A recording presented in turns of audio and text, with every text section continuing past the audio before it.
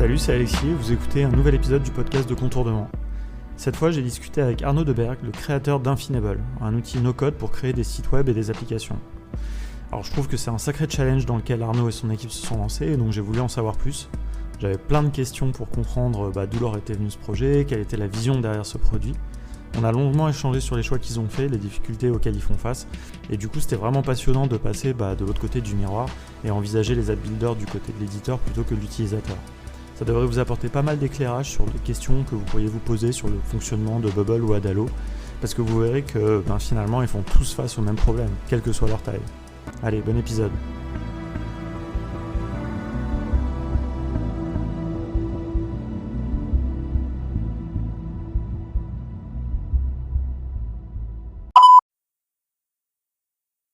Salut Arnaud, bienvenue dans le podcast de Contournement.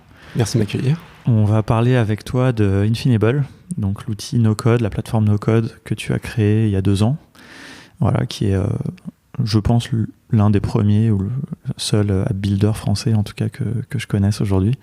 Oui. Donc voilà, tu t'es lancé dans une aventure entrepreneuriale et puis vraiment d'une mission de proposer une nouvelle vision de la construction d'applications en no-code. Donc voilà, je trouve que c'est une très belle mission, ambitieuse. Et donc on va justement en savoir un peu plus. Tu vas nous raconter un petit peu tout ça, tout ce qui t'a amené à ça, quelle est cette vision, ce que propose Infinable, quelles sont un peu les particularités. Pour commencer, si tu peux te présenter un petit peu, qu'on en sache un petit peu plus sur toi déjà, de ta vie d'avant aussi Infinable. Donc moi c'est Arnaud, j'ai un parcours d'école d'ingénieur assez classique après une prépa. J'ai eu principalement deux expériences professionnelles avant Infinable. youart.com, qui était une plateforme pour partager, pour communiquer sur des collections d'art privé, augmenter leur visibilité sur Internet. Donc adressé essentiellement à des collections d'entreprises.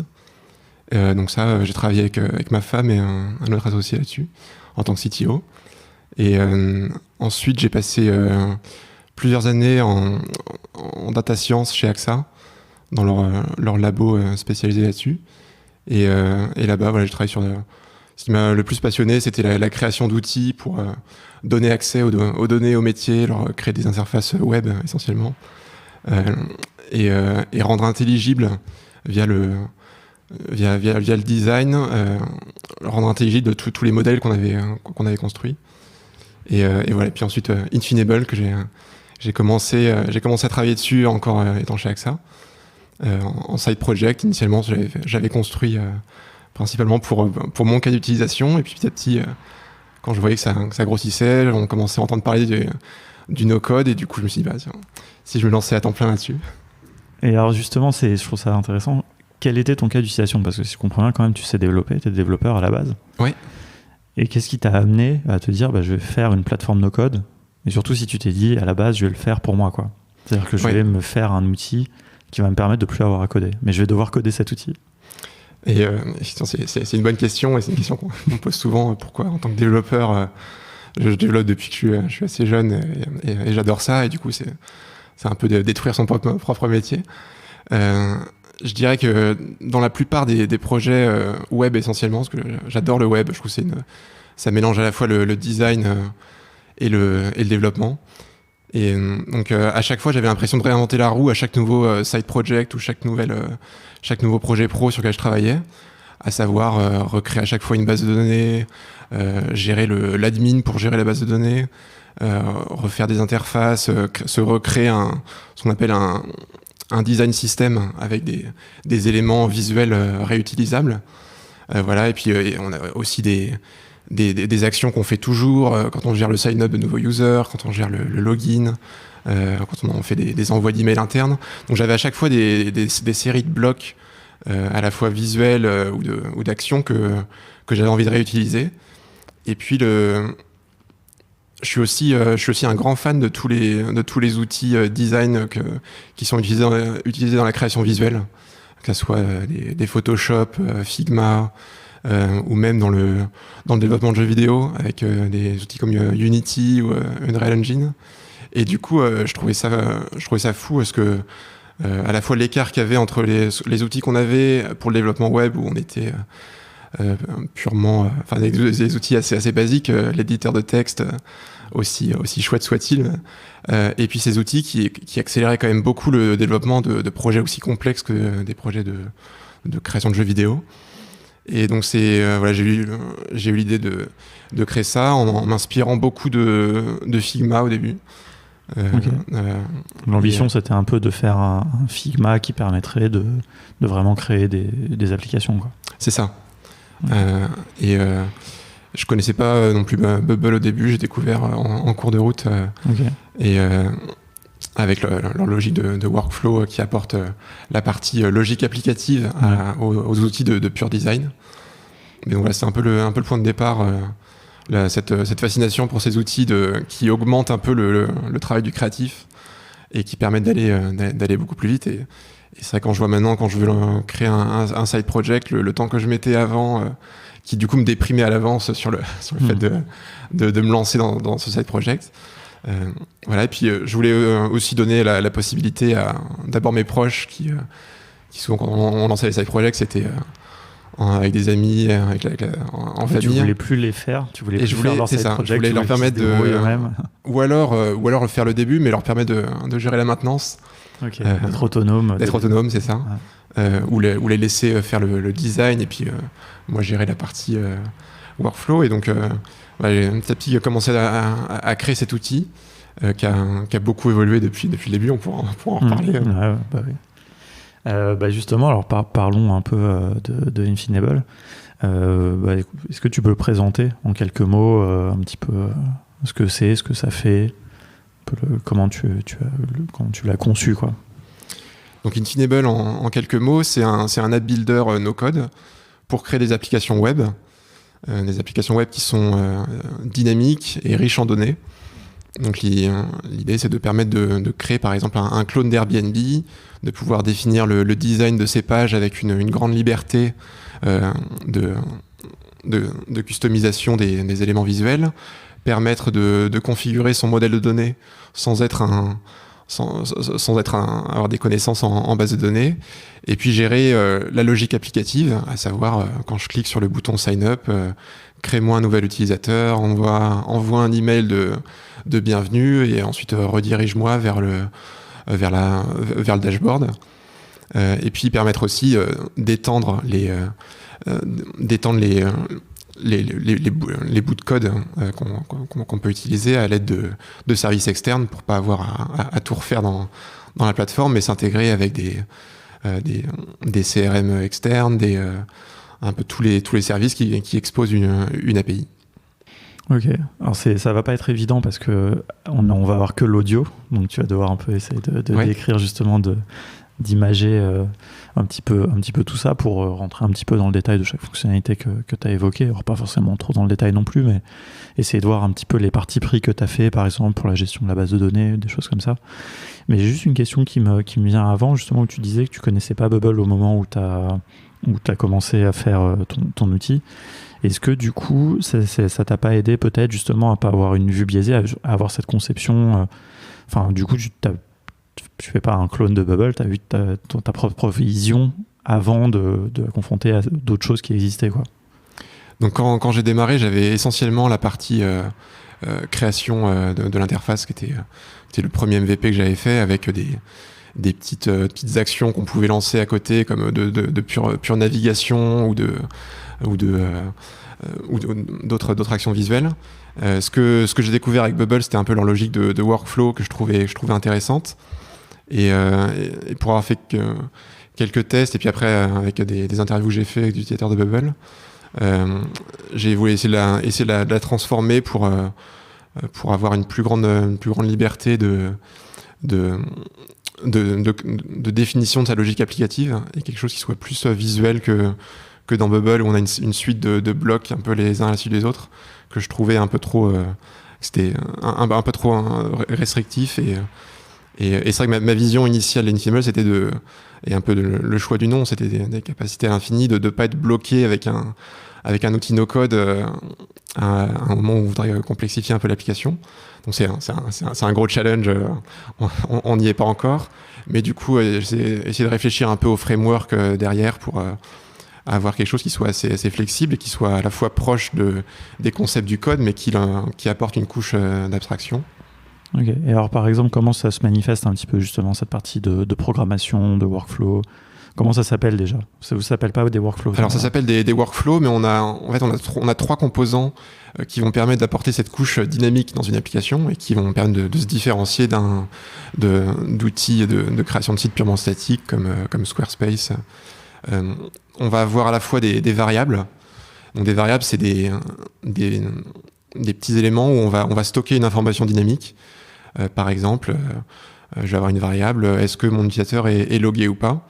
Et cette variable, ensuite, je vais pouvoir l'utiliser pour, par exemple, afficher ou non le bouton login, pouvoir afficher ou non l'information.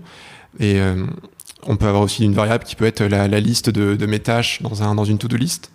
Et cette liste de tâches, ensuite, je vais l'utiliser dans mes éléments visuels pour afficher répéter mon élément qui va être la tâche individuelle. Donc ça, on va avoir à la fois ces variables. On va avoir aussi des expressions qui vont être un peu une combinaison de variables ou d'autres éléments. Par exemple, si on fait un clone Airbnb, sur la page de confirmation de sa réservation, on va vouloir afficher le coût total. Et pour ça, on a besoin d'utiliser à la fois des informations qui viennent des données, à savoir le prix par nuit de mon lieu. On va vouloir le multiplier au nombre de nuits qui a été sélectionné par l'utilisateur dans l'interface. Et on peut rajouter aussi les taxes. Et donc ça va être défini à l'aide d'expressions. Et ensuite, le troisième composant pour gérer l'aspect dynamique des applications, c'est les workflows. Donc ça, c'est du coup assez similaire à l'approche de Bubble, si ce n'est que sur Infinable, on va avoir plutôt des blocs connectés entre eux par des connecteurs, un peu comme ce qu'on peut voir sur Integromat. Je ne sais pas si ça peut parler. C'est le sujet de l'épisode juste avant, donc l'épisode numéro 10 qui sortira juste avant celui-là. Donc sur Integromat, on a à la fois on a un workflow avec des nœuds qui sont connectés par des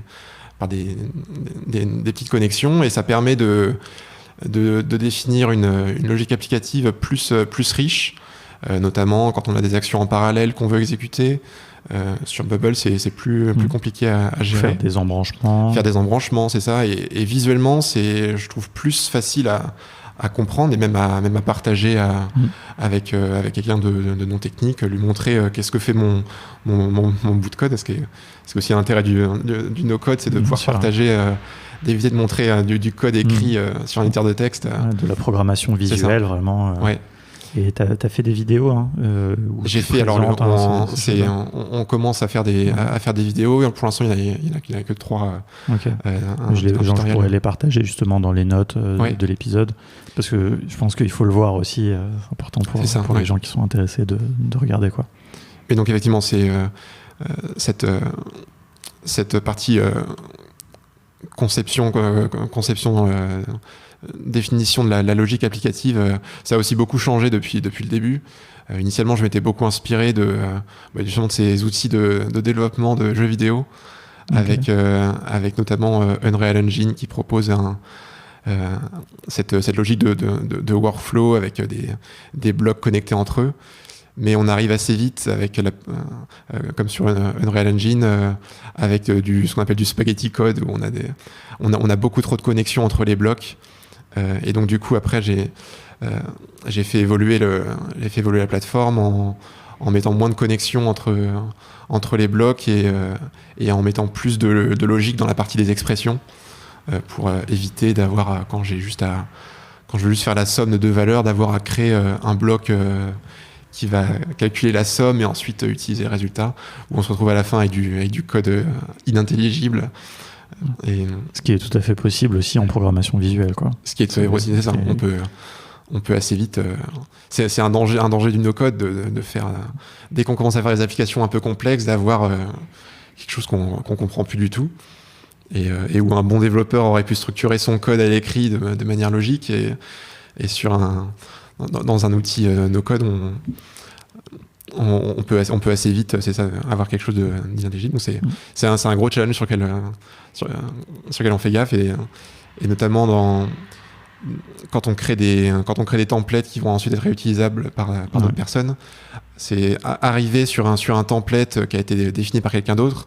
Il faut réussir à rendre toute la logique applicative définie qui soit assez claire pour que la personne passe pas non plus des heures à essayer de comprendre qu'est-ce qui se passe. Et c'est un challenge des outils no-code qui est le même challenge, je pense, pour Bubble, pour tous les concepteurs d'outils, pour tous les concepteurs de plateforme. Ouais.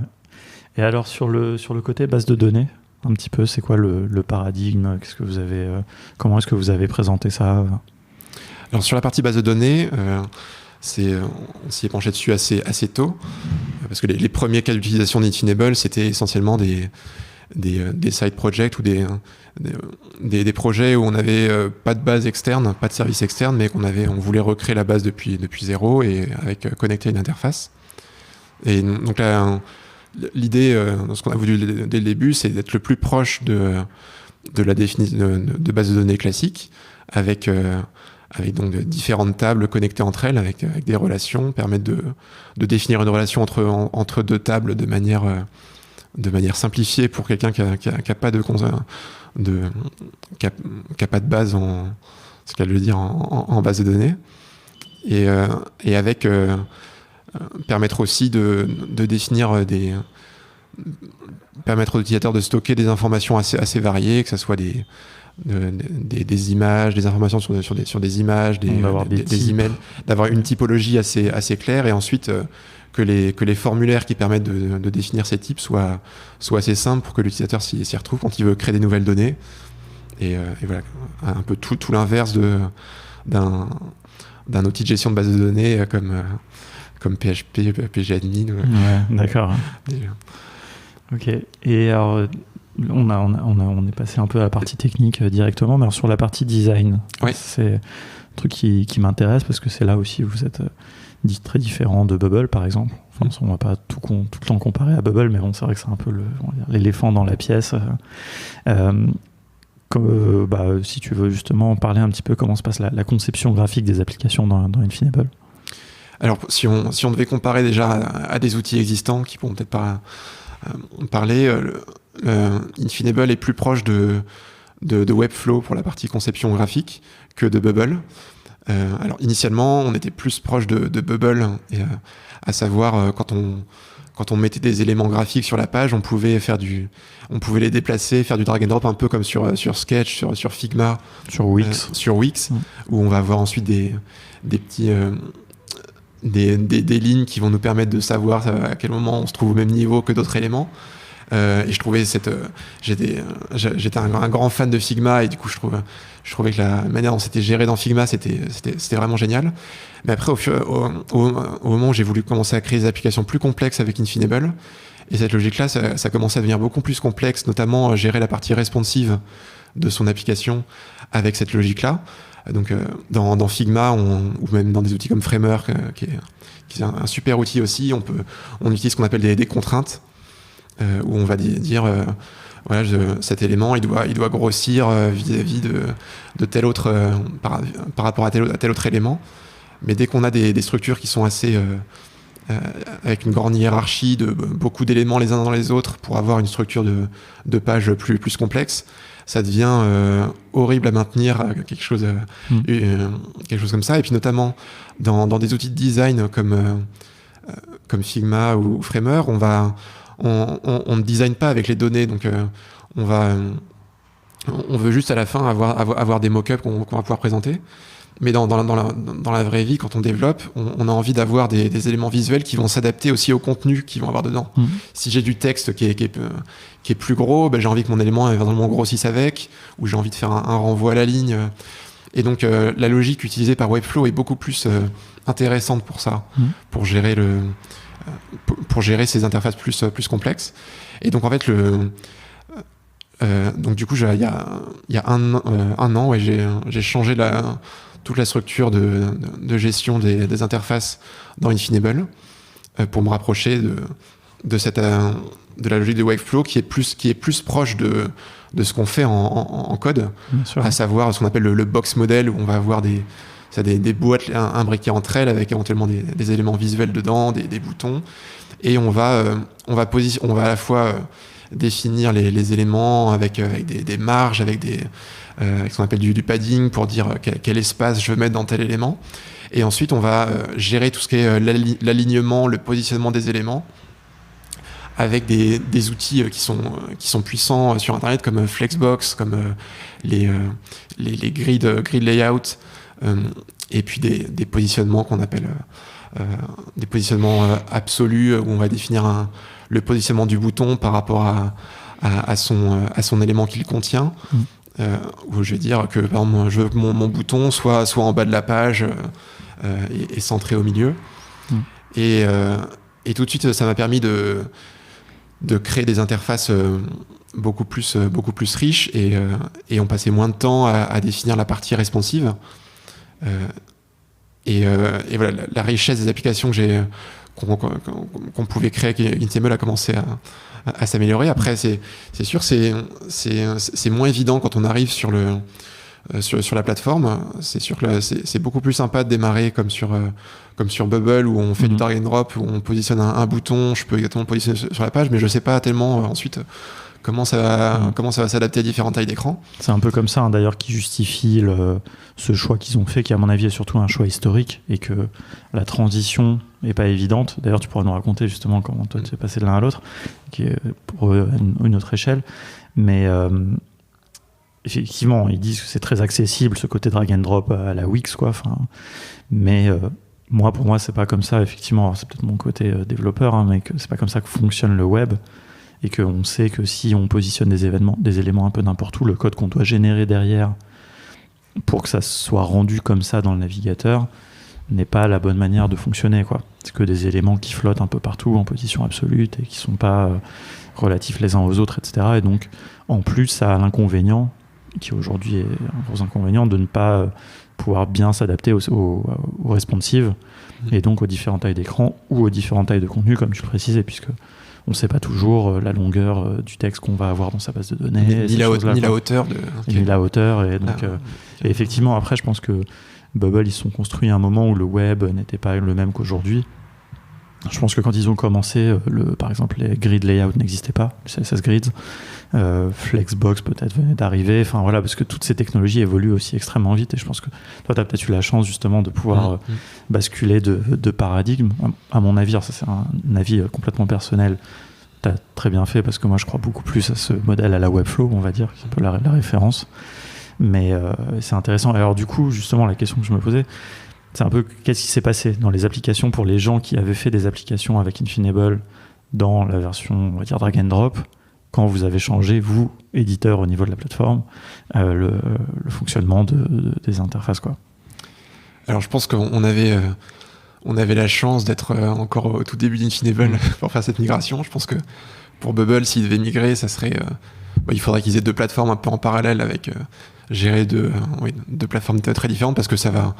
je connais pas toute la stack, comment tout fonctionne chez Bubble, mais il faut gérer à la fois la partie app builder, gérer la partie génération du code à la fin qui est utilisé en production, et donc voilà, refaire tout ça. Donc moi, on l'a fait un peu à la mano. Je me suis focalisé sur les plus grosses applications, qui tournaient, et puis je me suis posé avec les gens. Vous les avez refaites Je les ai refaites, ouais, c'est ça. Il n'y en avait pas beaucoup. Il y avait beaucoup de gens qui s'étaient créés des applications initialement juste pour tester. Vous avez juste fait du drag and drop. Ils avaient mis un bouton, une image, une carte pour voir comment ça marchait.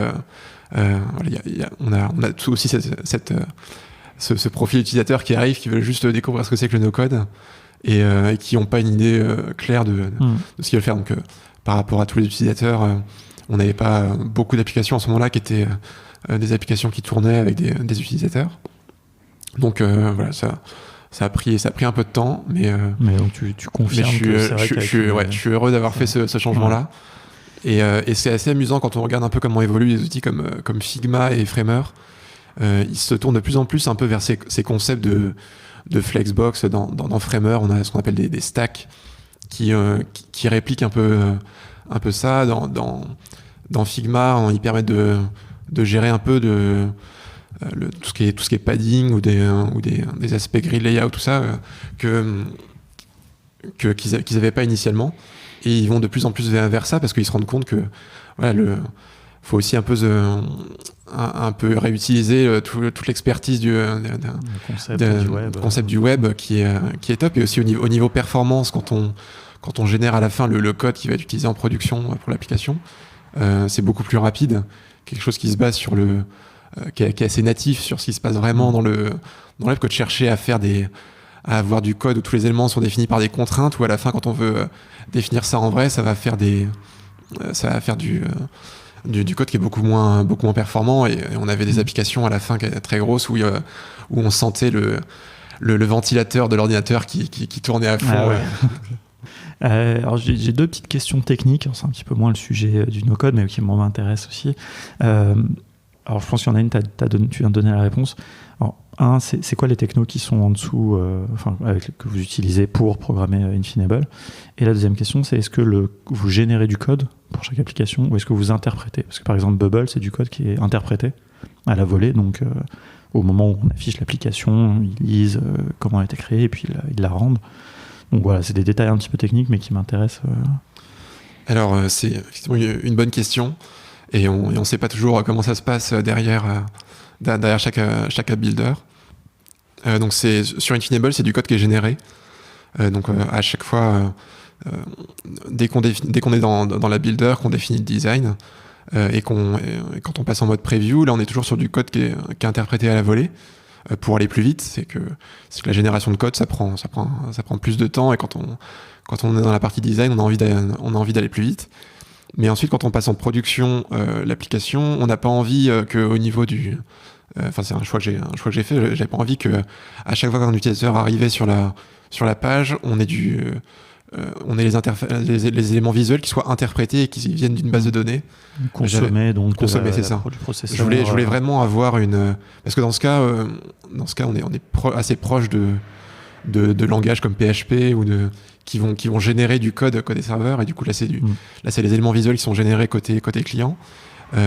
Donc d'un point de vue performance, je préférais pas. D'un point de vue et on sait que la performance est assez importante en web pour le SEO, pour plein de choses, et je préférais que les seuls échanges de données entre le client et le serveur soient pas des éléments visuels, mais soient les pures données utilisées dans l'application. Et c'est vrai que si ensuite on veut dans le futur faire passer Infinable vers un outil pour générer différents types de software, pas uniquement du web, être passé par cette partie de génération de code va nous simplifier la vie quand on voudra générer non plus du code web, mais du code mobile. Donc c'est effectivement, on génère du code actuellement. Actuellement, on n'expose pas ce code aux utilisateurs, ils peuvent pas le voir. Aucun n'a demandé ça actuellement. Sauf sur des use cases corporate où on a une fois un corporate qui a demandé, il voulait absolument mettre le code généré sur son GitHub. Donc comme on n'a pas de connexion directe entre Infinable et GitHub, du coup il téléchargeait à chaque fois le code et mettait sur son GitHub interne. Okay. Alors on a fait évoluer aussi cette partie génération de code, parce que même nous, quand on débug le code généré, on a envie que ce soit suffisamment intelligible pour réussir à comprendre là où il y a des problèmes. Donc on s'approche de plus en plus à une structure de code généré qui serait un peu la même que je définirais si je commençais un nouveau projet, avec essayer de générer même le nommage des éléments qui soit compréhensible. Okay. Parce que ça pour la partie développement, c'est beaucoup plus simple de savoir qu'un bout de code qui gère une action de sign-up, il s'appelle sign-up dans le code, et qui s'appelle pas un nom, un identifiant aléatoire généré. Est-ce que vous envisagez comme on peut le faire avec Webflow à un certain niveau de pricing par exemple, de laisser les gens exporter leur code et puis faire leur vie avec? Est-ce que c'est quelque chose que vous envisagez? C'est un peu le modèle de DraftBeat par exemple, qui est complètement focus sur le mobile, mais où on peut... en fait, l'abonnement qu'on paye sur DraftBeat n'est pas pour l'hébergement, mais pour l'utilisation de l'outil qui, à la fin, génère un code, enfin une application React Native, et qu'on peut déployer sur les stores, modifier, passer à une agence de dev. Enfin. Alors pour la partie interface, ça aurait son sens de permettre l'export, mais Infinable n'apporte pas uniquement la partie création d'interface, contrairement à beaucoup d'outils qui vont permettre de créer toute la structure de code, et donc à la fin, dès qu'on va ajouter la partie dynamique, c'est normal qu'ils permettent d'exporter, parce qu'on a envie on va ajouter manuellement. D'ailleurs, c'est une bonne remarque, parce que pour corriger un peu ce que j'ai dit, c'est-à-dire que dans Webflow, on peut exporter que le front-end. Si on utilise le CMS, on peut pas exporter cette partie-là. Voilà. Et Draftbit, effectivement, n'a pas de base de données, c'est qu'une application client.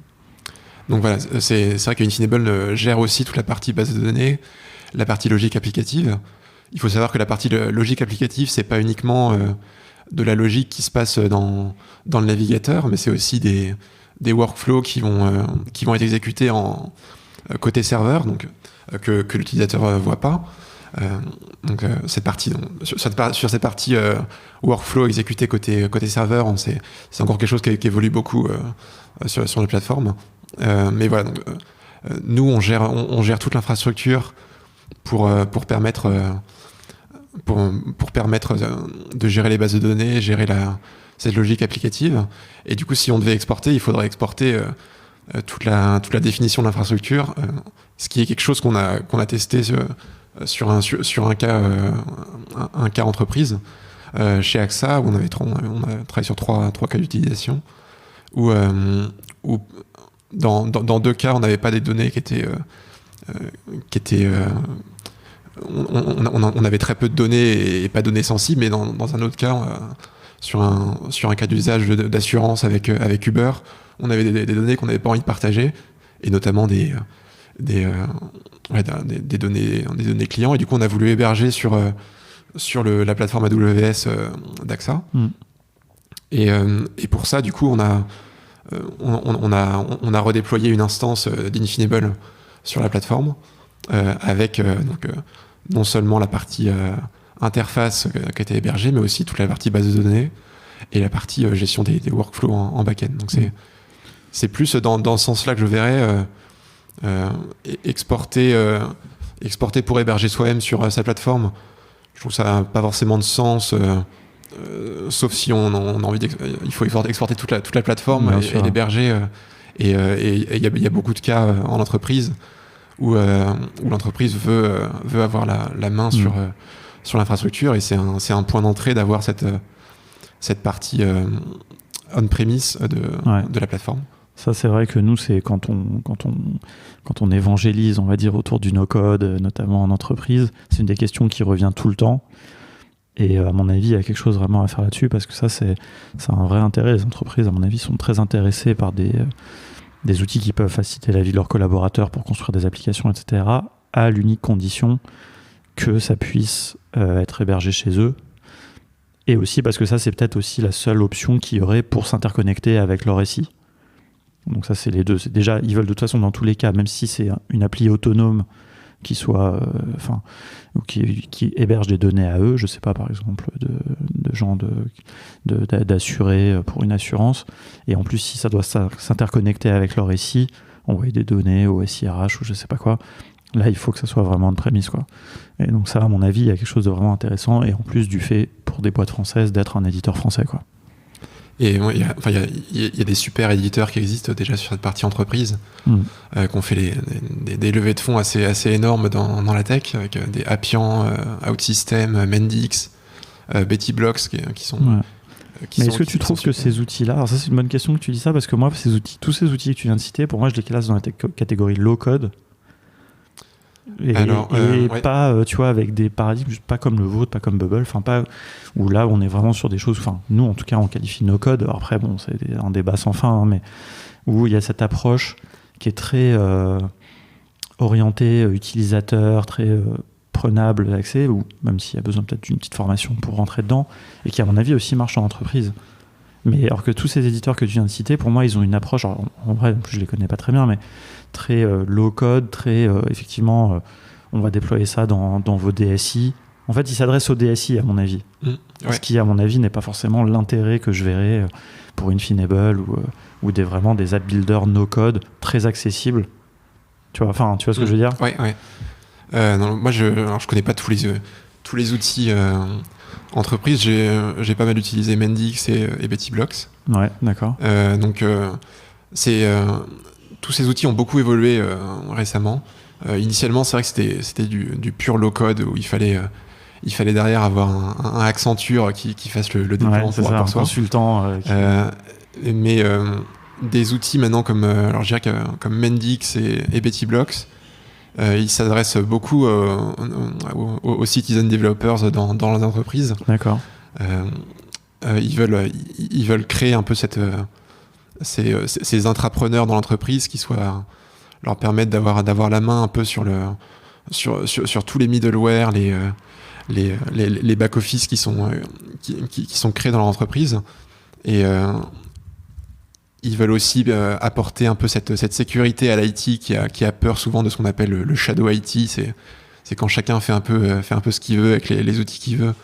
Ça devient, on finit par avoir une IT qui est un peu énorme, tentaculaire, où on ne sait plus qu'est-ce qui fait quoi, et puis il peut y avoir des failles de sécurité. Donc ça apporte une centralisation une gestion des rôles que les DSI apprécient, mais ils donnent la main un peu aux personnes dans l'entreprise pour leur éviter de leur permettre de remplacer des dizaines de middleware ou de back-office qu'on rajoute à chaque fois dès qu'on a envie d'étendre un back-office existant. Ouais, bien sûr. Et voilà, donc ils font un gros travail d'évangélisation en entreprise qui est pas évident. Et bravo en tout cas à Control de tout ce que vous faites là-dessus. Il y a un gros challenge d'évangélisation sur le no-code à la fois en B2C et en B2B. Ok, non mais du coup je me note qu'il faut que je revoie un petit peu ces outils. Ils ont beaucoup évolué et ma position là-dessus.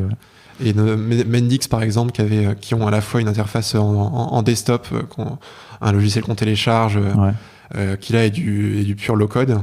Ils ont développé depuis quelques années une interface web où il y a un niveau gratuit au début, donc on peut l'utiliser gratuitement, et qui devient assez proche quand même d'outils comme Bubble avec alors leur partie workflow est moins évidente. On sent que derrière c'est des workflows qui parlent au DSI. C'est pas du Integromat, c'est pas du Zapier derrière, mais on sent qu'ils veulent donner la main aussi aux gens dans l'entreprise pour gérer la maintenance et voilà. Et que certes des cabinets de conseil peuvent faire toute la gestion, mais les entreprises ont aussi envie d'avoir la main sur tout le software dans l'entreprise. Alors il y a différentes entreprises. Il y a des entreprises qui veulent être autonomes, d'autres qui veulent tout acheter ou sous-traiter. Mais pour les entreprises qui veulent être autonomes et qui veulent faire monter en compétences des employés en interne, c'est une super opportunité ces outils-là. Et donc nous, Infinable, on a démarré sur la cible plutôt maker. Donc initialement c'était pour gérer mes propres side projects. C'était parfait pour démarrer parce que c'est une clientèle qui est moins exigeante qu'une clientèle entreprise. Mais voilà, c'est aussi une cible qu'on regarde. On a fait quelques POC avec eux. Je vois que vous avez bien étudié un peu les différents marchés. Moi j'ai l'impression qu'il y a la possibilité de faire les deux potentiellement, mais tu as raison, dans un sens, l'outil aussi après par sa conception, peut s'adresser plus ou moins justement à des outils entreprises, etc. Bon, alors, si on revient justement un peu sur le côté plus maker, voilà, j'aime bien ce mot, même si en France il fait pas mal écho au Fab Lab et tout ça, mais voilà, nous, on a envie aussi un peu de se le réapproprier justement pour les no-codeurs, on va dire. Si on revient à Infinable, moi j'avais une question que tu évoquais un peu à l'instant sur les entreprises, sur justement la connexion au service extérieur. Comment ça se passe cette partie-là si je fais mon app avec Infinable et puis je veux récupérer des données auprès, alors, soit de cas de figure, on va dire un peu une API, ou alors peut-être un service qui serait déjà intégré à Zapier, ou je sais pas, par exemple si je veux tweeter quelque chose. Alors au tout début d'Infinable, on avait exploré cette partie-là en s'inspirant de ce que Bubble avait fait avec ses plugins. Donc on l'a très peu utilisé au début parce que les utilisateurs le demandaient pas tous. Et la plupart des cas d'utilisation, c'était pour des données qui étaient... Enfin, on recréait tout le data model, donc il n'y avait pas forcément besoin de se connecter. Après, petit à petit, on a commencé à créer des plugins pour des petites connexions comme Stripe, comme des plugins plus pour des éléments visuels. Parce que donc, dans Infinable, on peut étendre les capacités de son application à l'aide de ce qu'on appelle des plugins, comme sur Bubble. Et ces plugins peuvent être de différents types. On va avoir à la fois des éléments visuels qui permettent d'étendre la librairie de base qui est proposée d'éléments visuels qu'on peut, par drag and drop, ajouter dans ces pages. Donc, par exemple, si je veux ajouter un système de commentaires par discus, par exemple, je vais pouvoir installer ce plugin-là et puis l'ajouter facilement à ma page. Si je veux ajouter même juste une petite pop-up pour les cookies pour la GDPR, je peux l'ajouter facilement. Donc voilà, on a commencé à créer quelques plugins. Alors tous les plugins qu'on a développés ne sont pas encore accessibles publiquement. On en teste beaucoup dans des applications. Avec les plugins, on peut aussi créer des nouvelles actions qui peuvent s'exécuter dans le navigateur, par exemple. Je sais pas, utiliser des API du navigateur. Il y a énormément de possibilités que les navigateurs web incluent dans leur proposent. Et du coup, quand on parle d'API du navigateur, je pense que pour les gens, il peut y avoir aussi une confusion. Oui. C'est vraiment les fonctionnalités du navigateur. Ouais, c'est comme ça qu'on dit, effectivement, les API de W3C, etc., qui est un peu à différencier des API REST que les gens ont l'habitude éventuellement d'utiliser, où tu t'interconnectes à un autre système, tu fais des get, des posts pour récupérer des données, quoi. C'est ça. Donc ça, c'est le troisième niveau de choses qu'on peut créer avec les plugins, c'est des connexions à des API externes. Et sur ça, on s'est focalisé initialement sur les API qui ont une sécurité avec une clé d'API. Donc il y a énormément d'API qui quand on se connecte dans son dashboard, dans son profil, dans le profil, si on va sur HubSpot par exemple, on peut aller sur son profil, générer une clé d'API qui permet d'interagir avec toutes les données d'HubSpot, de son CRM, depuis un service externe. Et du coup, dans Infinable, on va partager cette clé d'API et accéder à différentes actions, créer un nouveau contact dans mon CRM, récupérer la liste des contacts, récupérer des infos sur son entreprise. Et donc ça, on peut créer dès maintenant ses propres plugins. Nous, on a toute une roadmap de plugins qu'on a envie de sortir. De sortir au fur et à mesure. On les teste d'abord un peu sur des applications. Pour faire des plugins, ça nécessite de la programmation ? Pour faire des plugins, pour créer un plugin, oui, ça nécessite de la programmation. Alors, pour s'interfacer avec une API, non. Si on connaît le concept d'une API, on peut tout faire en clic-bouton dans la builder des plugins sur Infinable. D'accord. Ouais. Mais dès qu'on veut créer un nouvel élément visuel, on va utiliser React, qui est un peu le framework JavaScript qu'on utilise partout dans Infinable, que ce soit dans la builder ou dans les applications qui sont générées. Voilà, on peut définir, si on maîtrise un peu React, on peut créer un nouveau composant et le réutiliser tout de suite dans une application. Ou le partager pour que la communauté puisse l'utiliser. Et après, si on veut s'interfacer avec les fonctionnalités du navigateur, on peut aussi le définir via du code. Mais sinon, la partie API, on a essayé de faire en sorte que ça soit assez simple à créer. Et c'est vrai qu'un challenge quand on crée ces interfaces avec les services externes, c'est de rendre aussi toute la configuration assez intelligible, ajouter une sorte de documentation à l'intérieur de la plateforme pour que quand l'utilisateur doit se connecter à HubSpot et qu'il doit partager une information qui est le VID, alors que c'est le Visitor ID, essayer d'ajouter quelque chose qui soit plus facilement compréhensible humainement pour un non-développeur, et voilà, de permettre ensuite de réutiliser les informations, définir ce qu'on appelle le data mapping, à savoir comment réutiliser la réponse de l'API et la transformer dans quelque chose qui soit intelligible et utilisable par celui qui crée son application. D'accord. Donc ça, on a une bonne roadmap là-dessus dans les semaines à venir. D'accord. Ouais, ça c'est un peu ma dernière question sur un peu quelle est votre roadmap. Mais alors juste avant, juste pour bien comprendre, pour être sûr, si je veux, par exemple, donc moi j'ai une API, par exemple j'ai fait littéralement une API qui donne des citations, des punchlines de Booba. Ouais. Donc si je veux appeler cette API, est-ce que je dois créer un plugin ou est-ce que j'ai une possibilité juste dans la builder, puisque c'est une API qui est très simple, qui a juste un seul endpoint, juste de faire un fetch, ou est-ce que je dois faire un plugin? Tu dois faire un plugin. D'accord. Donc en clic, ouais. Ça j'ai compris, ouais. Mais je le fais par un plugin. Et est-ce que ce plugin il sera partagé avec la communauté ou est-ce que je peux choisir... Il y a différentes visibilités. D'accord. On peut choisir de le rendre public en open source ou de le rendre privé. Et par exemple, je parlais du use case avec AXA. Sur le use case avec AXA et Uber, on voulait proposer de l'assurance aux chauffeurs Uber et du coup on avait déjà une API pour gérer tout le policy admin system, gérer les sinistres, gérer tout ça, et du coup on a utilisé Infinable pour s'interfacer avec cette API existante qui du coup était en privé et donc c'est effectivement possible d'avoir sa librairie de plugins privés qu'on veut juste utiliser pour ses applications. L'intérêt de ne pas le faire au niveau de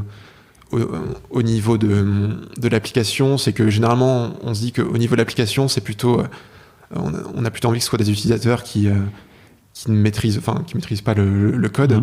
La partie plugin, c'est plus des gens qui ont déjà un petit background technique qui peuvent les créer. Et ensuite, ces plugins peuvent être réutilisés entre c'est ça qui est assez malin, c'est ce que je vois, c'est que au début, je me suis dit, bon, c'est dommage, c'est un peu plus compliqué. Moi, je veux juste pouvoir faire un fetch facilement pour récupérer ma punchline. Et en fait, je me dis, en tant que développeur, ça serait pas une bonne pratique. La bonne pratique, ça serait de faire une petite fonction, un petit composant que je pourrais réutiliser dans un autre projet. Tant qu'à faire, quitte à le faire une fois, autant le faire bien pour être réutilisable. Donc ça, je trouve que c'est assez malin. C'est assez intelligent de forcer un petit peu les gens dans cette bonne pratique, quoi. C'est évidemment une pratique qu'on a en développement, qui est de transformer son application en composant. C'est quelque chose une évolution dans le développement web qu'on voit de plus en plus, qui est de la création de composants à la fois visuels avec toute la littérature qu'on trouve sur les design systems avec des atomes qui sont un peu le composant au niveau le plus élémentaire, des molécules qui sont des groupements de ces composants, et puis pour des actions, tout ça, c'est une bonne pratique de transformer en composants, et dans Infinable, on essaie d'avoir cette approche de composants, de configuration qu'on peut réutiliser, et par exemple, quelque chose qu'on va essayer de faire dans les mois à venir, c'est de passer la partie data model à un niveau plus global pour pouvoir le réutiliser dans d'autres applications. D'accord. En fait, avoir un peu trois sortes de choses qu'on peut créer dans Infinable, des applications, des plugins, des data models. Et finalement, un data model, c'est une base de données que je peux vouloir utiliser dans une petite application qui est plus pour les clients. Puis ensuite, je peux avoir une autre application que je veux créer qui est plus interne. Et j'ai pas envie de réutiliser, de recréer le data model depuis zéro. Alors, on créera toujours le data model dans la builder, mais on pourra la réutiliser dans d'autres applications plus facilement. Et pareil pour d'autres. De temps en temps, quand j'installe un plugin dans Infinable et que je le configure, j'ai envie potentiellement de réutiliser la même configuration dans d'autres applications. Et du coup, voilà, c'est avoir des configurations de plugins qui sont plus globales. Et c'est vrai que pour l'instant, la cible des utilisateurs d'Infinable, c'est plutôt des gens, des individuels. Mais quand on travaille en équipe sur un outil comme Infinable, on a envie de mutualiser toutes les ressources, toutes les configurations pour pas avoir à chaque nouvelle application à devoir tout redéfinir toute la configuration des plugins que j'utilise. Mes clés d'API, c'est toujours casse-pied de devoir les copier-coller entre différents plugins. Un modèle de données, je peux avoir envie de l'utiliser dans plein d'applications. Et donc c'est pour permettre cette gestion en équipe, et et du coup pouvoir faire des petites applications plus élémentaires. Voilà, c'est un peu D'accord. Et alors, sur votre roadmap, justement, là, tu as cité pas mal de choses, mais alors, qu'est-ce qui a à venir un petit peu dans le court terme et plus long terme? Et deuxième question liée, comment vous impliquez votre communauté aussi dans tout ça? Est-ce que la communauté est impliquée? Est-ce qu'elle vote? Est-ce qu'elle décide? Est-ce que vous faites des feedbacks? Alors, j'ai commencé par la communauté. C'est vrai que depuis la création, on s'est beaucoup focalisé sur des relations en one-to-one avec les utilisateurs. Comme on était initialement, la plateforme était pas stable. Elle a pas mal évolué depuis, donc on n'a pas beaucoup développé l'aspect communauté et puis entraide entre les utilisateurs. C'est un objectif pour 2020 de développer cette communauté à la fois à l'aide sur le forum, à l'aide et permettre aux gens de partager leurs projets, de s'entraider. Déjà ça permet de simplifier le support client aussi en partie, et puis aussi permettre de partager des templates qu'on a créés qui puissent être réutilisés pour d'autres par d'autres no code développeurs. Et donc voilà, cette partie communauté elle est encore naissante. On a envie on a créé une application sur Infinable pour permettre aux utilisateurs de voter pour des nouveaux features. Okay. Un peu, on a créé un clone de Kani, je sais pas, bien sûr. Qui permet d'avoir différents types de feature requests, de les classifier et d'avoir un peu comme sur un Trello de tous ces features, et puis permettre aussi aux utilisateurs qui sont logués de pouvoir proposer un nouveau feature. Donc ça, voilà, on va essayer de le sortir déjà pour partager notre roadmap, ce qui est important, et puis permettre d'avoir des feedbacks à la fois sur les nouveaux plugins à créer, parce qu'il y en a. C'est tellement énorme le nombre d'API qui existent qu'on peut pas tout créer. Il faut prioriser les choses. Mais d'ailleurs, peut-être que par rapport à ça, est-ce que c'est pas la bonne solution? Peut-être c'est juste de se faciliter le branchement avec Zapier ou avec Integromat et laisser eux gérer l'interconnexion, quoi. C'est une question qu'on se pose. C'est vrai qu'on est toujours tenté de vouloir tout mettre dans une plateforme no code et d'éviter au maximum que les gens sortent de la plateforme. Effectivement, dans les plugins prioritaires, il va y avoir Zapier, Integromat et puis d'autres outils de gestion de workflow. On a quand même des plugins beaucoup de plugins qu'on a envie de mettre en natif à l'intérieur. Déjà parce qu'on a le framework qui est prêt pour gérer les plugins. Alors on a des types d'authentification de plugins qui sont pas encore très bien gérés, comme l'authentification par Open Authentication qu'on n'a pas encore fini d'intégrer. Et voilà, on veut essayer de limiter au maximum le fait de devoir utiliser un autre outil, d'autant plus que voilà, les API c'est assez standard, et puis ça prend pas non plus tant de temps que ça d'intégrer un nouveau plugin, et puis ça s'intègre bien du coup dans les workflows Infinable. Mais comme on pourra pas tout gérer, et que Zapier a intégré une bonne partie des API de la planète, on va bien évidemment intégrer Zapier à Infinable. Okay. Donc ça fait partie de la roadmap. Dans les autres parties de la roadmap, on travaille beaucoup en ce moment sur la partie des workflows qui s'exécutent côté serveur. Actuellement, on peut lancer des actions que depuis une interaction depuis l'interface. À savoir, quand la personne clique sur un bouton, je vais créer une action qui va me créer un nouvel élément dans ma base de données. Mais on a aussi dans beaucoup de cas envie d'avoir des actions qui soient générées, qui proviennent d'événements qui viennent pas forcément d'une interaction d'utilisateur.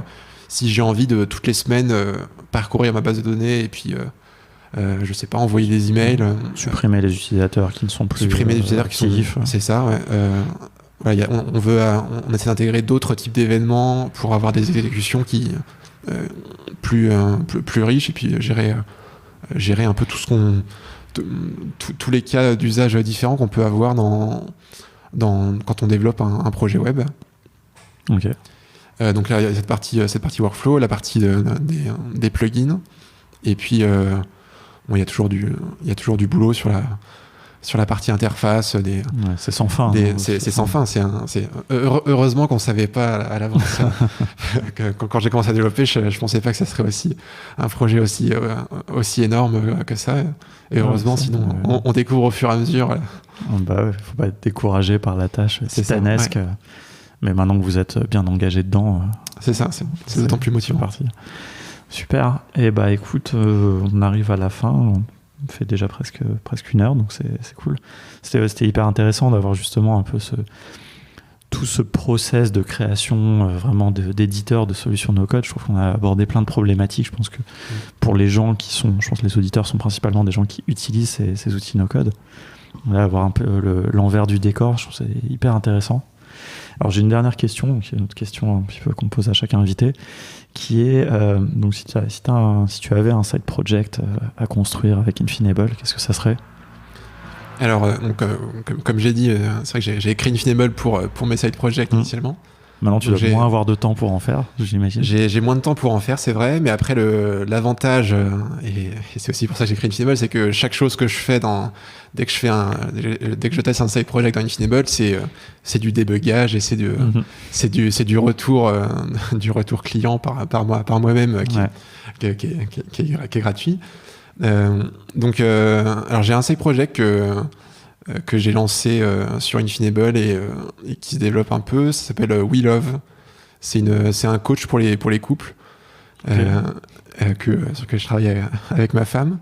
Ça permet à la fois de pousser les couples à dialoguer sur des sujets auxquels ils auraient jamais pensé, et puis à l'aide de quiz aussi un peu interactifs, leur permet de mieux se connaître. Donc ça, voilà, initialement on l'avait créé sous forme de chatbot avec Chatful, qui est un outil no-code qui est sympa, et on l'a transformé en API on l'a transformé en application web, et puis éventuellement après application mobile. Ça permettra d'être un premier cas de test pour le mobile.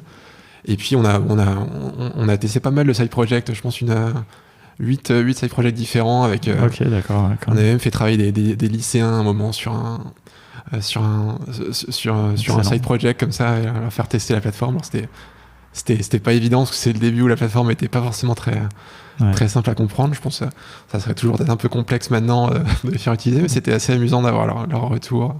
C'est vraiment comme on dit dans le milieu des startups, un peu c'est eat your own food, vraiment utiliser ses propres outils et résoudre ses propres problèmes, quoi. C'était un peu mon objectif quand j'ai créé Infinable. Je voulais ne plus avoir à devoir écrire du code quand je démarre un side project, et je peux le dire que maintenant j'y suis arrivé et que j'arrive à faire la plupart des actions, et quand je vois quelque chose qui bloque, j'essaie de voir si c'est quelque chose que la communauté rencontre aussi, pour pas uniquement faire des problèmes qui me concernent que moi, mais c'est un bon moyen déjà d'être motivé vers son produit, parce que quand ça gère aussi des cas à côté, des use cases à côté, et puis c'est toujours sympa de voir sa famille, ses amis qui peuvent l'utiliser pour des side projects.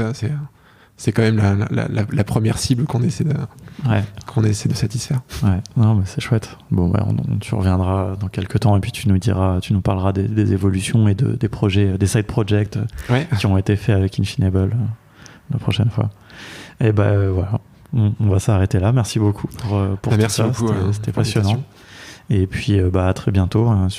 T'es inscrit sur le Slack de Contournement aussi, donc s'il y a des gens qui ont des questions à te poser suite à ça, ils pourront le faire là, par exemple.